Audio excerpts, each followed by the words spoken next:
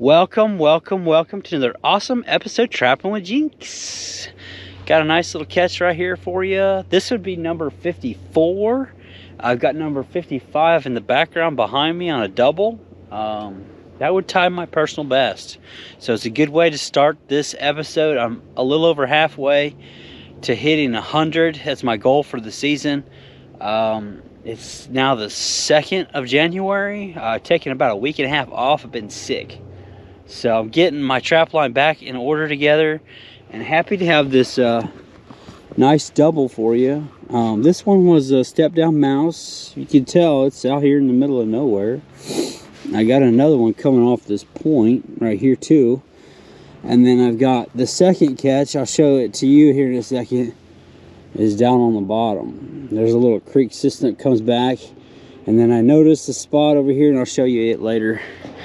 But happy you guys are with me today. So tying my personal best with these two coyotes, and more in store. Should be a good video. Here we go.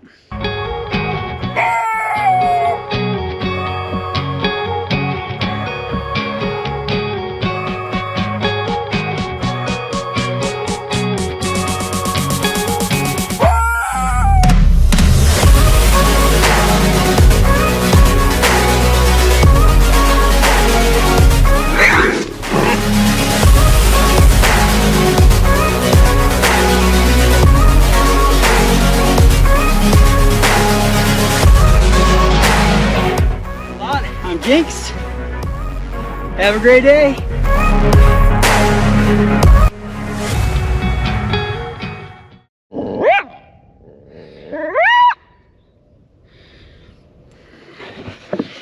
All right, this guy's really vocal. I'll show you this set here and why I picked this set location.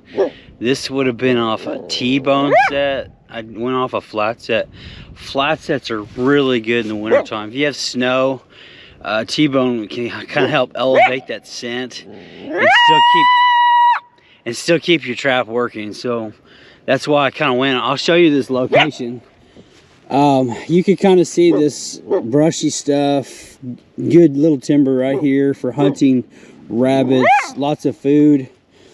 And I just kind of noticed how this goes like this, and everything is going to come around this corner right here.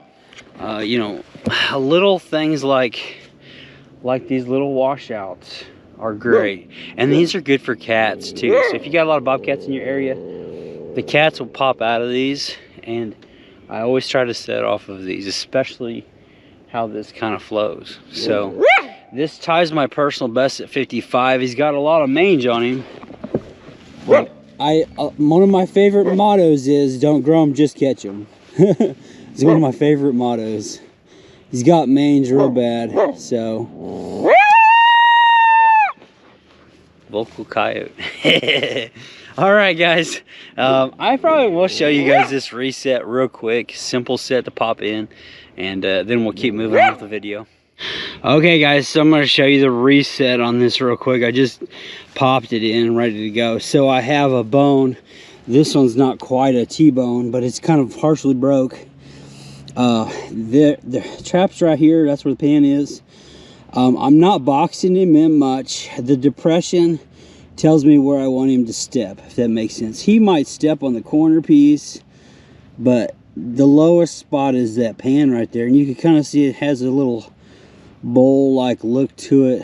That's where I want him to step. I did put a little bit of fluff on the backing. That kind of helps on these sets, especially after you have a catch, because you have this catch circle.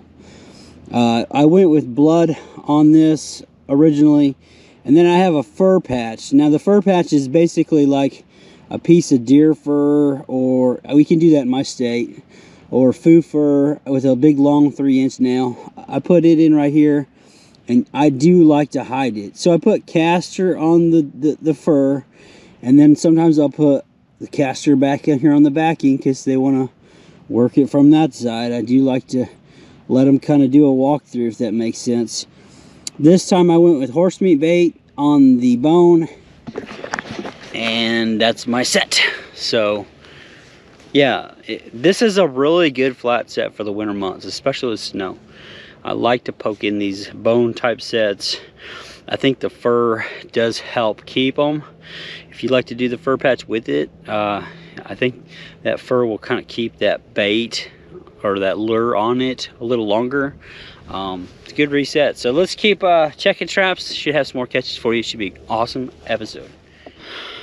Okay guys, so I want to show you guys a couple sets that work really well for me in the winter months. I'm gonna show you how I do my cable restraints. From here until mid-January is really the breeding season. By the time this video comes out, usually right around Christmas till about mid-January, I assume. But they're really distracted. So I'm gonna show you how I'm gonna use a cable restraint, and then I'm gonna show you another set that works really good during the breeding season for me. Here we go. Okay guys, so the first thing I do is I go and I pick out some weeds without making a trail. I try to keep all my trails intact, but I get myself some weeding material.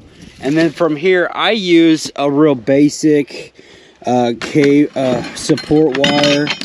You could buy these, they call them pigtails. I make them myself, I paint them.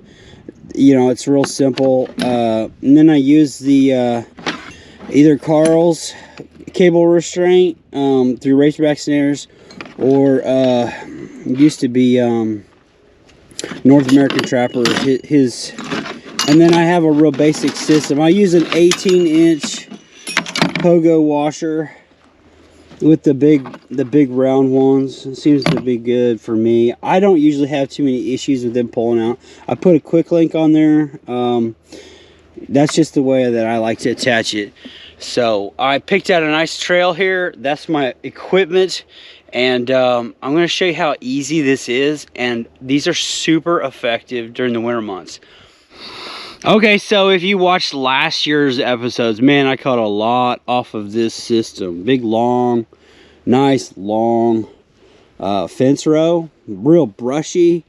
I know that they're hunting this in the winter months, so I've got a trail. It's not real definitive, but it's a good trail. And we're gonna go in a little bit on the outer edge, and we're gonna set that.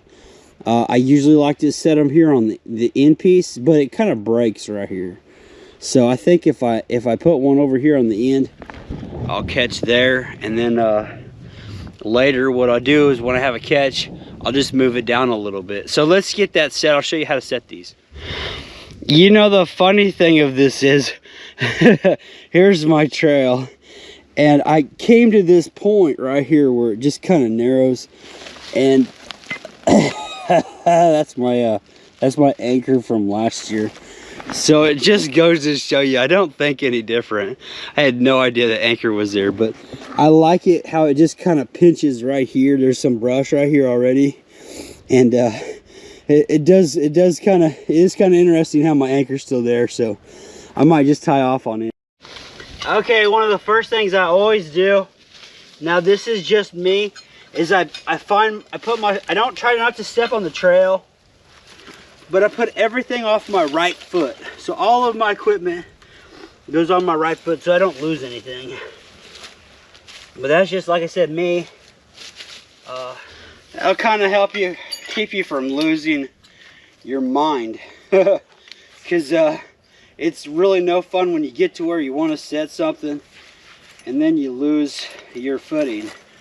So I'm just going to kind of go a little bit off the trail, and I want to go as deep as I can with this anchor. I'll get that anchored in.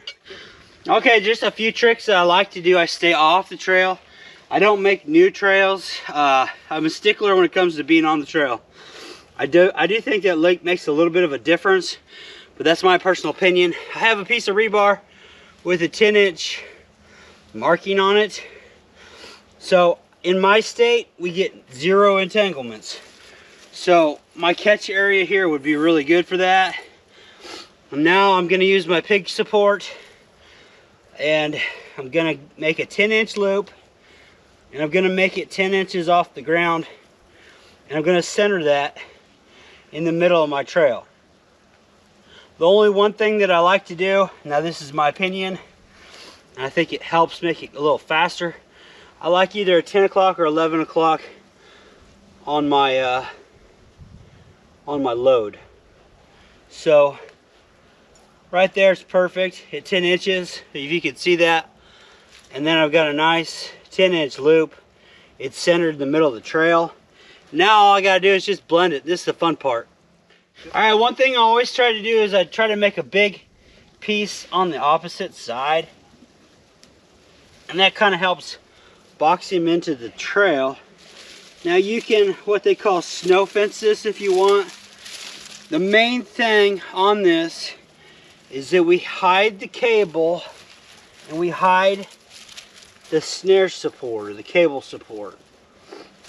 There's lots of different, and that's all we're gonna really basically do, is they're gonna brush this in a little better for him so that we don't have what we call a refusal. A refusal is they come to it, they see that there's a cable there, and then they go around it.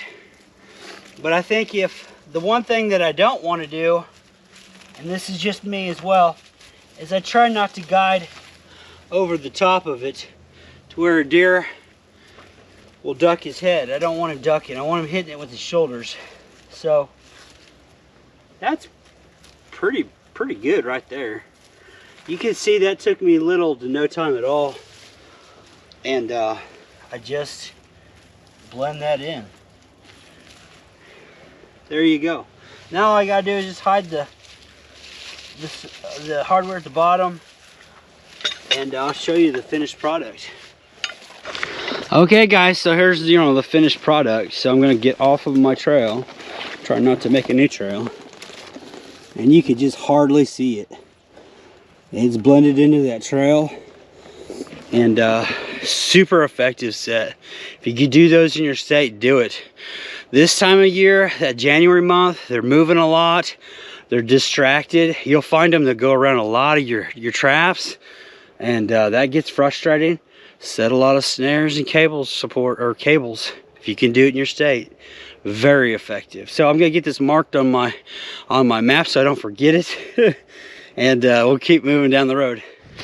Okay guys, I'm going to show you guys one more set that works really well for me. I've got a good place for, I call this the cedar post set. So I got a little cedar tree, and I'm going to show you the application on that. Okay guys, so here's one of those pieces that I did catch a coyote right here. I've got a new dirt hole. I moved it over. But I do have another dirt hole over here, but I'm getting refusals this time of year, so it does happen. You can blame it on the wind, you can blame it on a lot of different things. They're distracted. I did make a blind set right here in between the two, because I have them on camera coming through here pretty regular. I did catch a raccoon, and then I'm gonna set between the two here.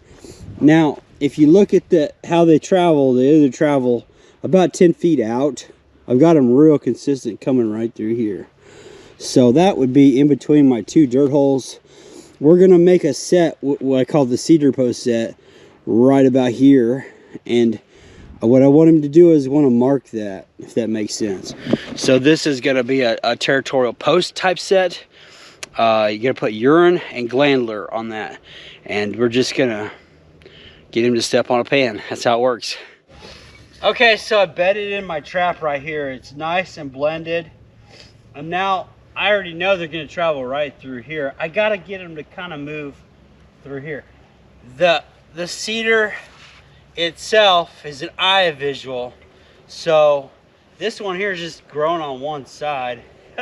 I like them a little more full, but I think what we'll do, this makes it kind of difficult. I'm just gonna go about 10 inches off and a little offset. Gonna use my rebar stake, and I'm gonna pop that in the ground real easy like. And these will freeze down, and it works really good too. And I'm gonna go just like that. I do need to mark this side. I'm gonna mark this side right here. But that's pretty quick, isn't it? And then I just kind of bang it in so that it doesn't go nowhere. And I'm gonna mark this whole side right here to where he has to kind of go right through here. I'm just gonna put a little bit of gland. I might elevate this a little bit, but usually I like to put it down here at the base, if that makes any sense. You got coyote scat, put some coyote scat right in through here. Just put a little bit of glandler right there. And then I'm gonna go ahead and mark this one with coyote urine right on this side.